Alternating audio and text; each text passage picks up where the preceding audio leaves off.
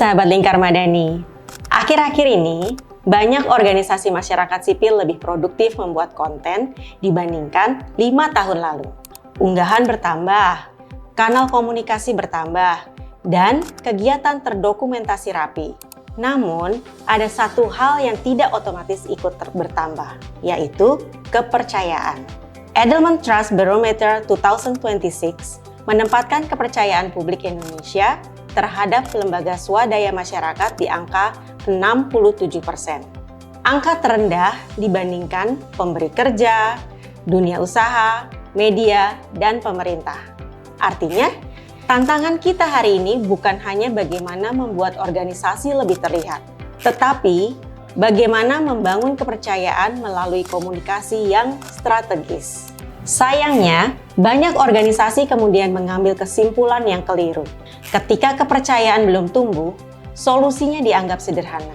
Lebih banyak unggahan, lebih banyak kanal, dan lebih sering muncul di media sosial. Padahal, terlihat dan dipercaya adalah dua hal yang berbeda.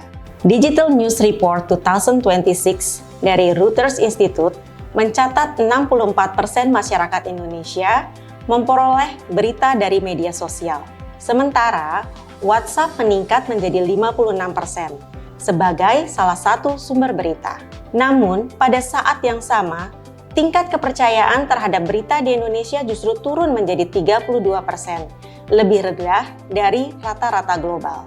Apa sebenarnya yang dimaksud dengan branding organisasi? Atau yang dalam bahasa Indonesia kita sebut penjenamaan. Logo, warna, tagline, semua itu memang penting. Namun semuanya hanyalah identitas visual. Branding adalah apa yang orang ingat, rasakan, dan percayai ketika mendengar nama organisasi Anda. Branding yang kuat dibangun melalui 3 lapisan. Pertama, janji. Satu kalimat yang mampu menjelaskan 3 hal. Untuk siapa organisasi ini bekerja, perubahan apa yang diperjuangkan, dan apa yang membedakannya. Kalau mau menguji, ada cara yang sederhana. Apakah setiap anggota tim, termasuk staf lapangan, dapat mengucapkan tanpa membuka dokumen organisasi? Kedua, bukti. Setiap janji harus didukung oleh bukti yang dapat diperiksa, seperti data penerima manfaat, cerita perubahan, testimoni, atau laporan yang terbuka. Reputasi dibangun dari bukti yang konsisten, bukan dari klaim yang berulang. Ketiga, suara. Suara adalah cara organisasi berbicara, memilih istilah, dan menceritakan perubahan. Ketika suara organisasi konsisten, publik dapat mengenalinya, bahkan sebelum melihat logonya. Ketika janji, bukti, dan suara sudah selaras, barulah visibilitas memiliki makna. Karena tujuan komunikasi bukan sekedar membuat organisasi sering muncul, tetapi membuat organisasi mudah ditemukan, dikenali, dan diingat oleh orang yang tepat. Coba gunakan 3 pertanyaan sederhana ini. Ditemukan, apakah organisasi Anda muncul ketika seseorang mencari isu yang Anda perjuangkan? Dikenali, dalam 3 detik pertama, apakah orang langsung memahami organisasi Anda bergerak di bidang apa?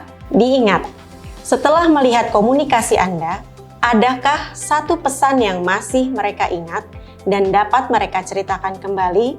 Sahabat, branding bukan dimulai dari membuat lebih banyak konten. Branding dimulai dari janji yang jelas, bukti yang konsisten, dan suara yang mudah dikenali. Karena itu, membangun branding organisasi masyarakat sipil bukan hanya tugas tim komunikasi. Setiap orang yang berinteraksi dengan publik ikut membentuk kepercayaan terhadap organisasi. Yang dipercaya publik bukanlah siapa yang paling sering berbicara, melainkan siapa yang paling konsisten membuktikan. Jangan lupa subscribe kanal YouTube Lingkar Madani dan nyalakan lonceng notifikasi agar tidak ketinggalan video terbaru dari kami. Sampai jumpa di video pembelajaran selanjutnya.